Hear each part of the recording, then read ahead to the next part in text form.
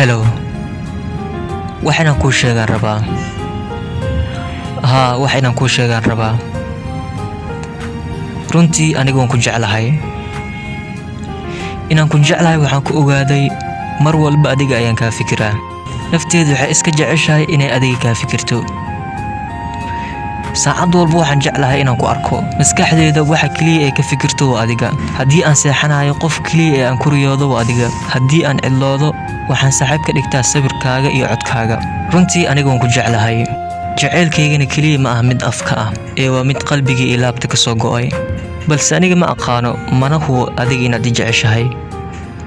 balse waxa huwa Allah oo aan aaminsanahay inaan aniga si daran ku jeclahay.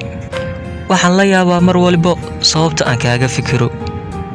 haddana markaan raadiyo jawaabta waan waayaa. balse waxaan isku qanciyaa inaan adiga ku jeclahay. kaliya intaas inay jawaabtu tahay. waan ku jeclahay.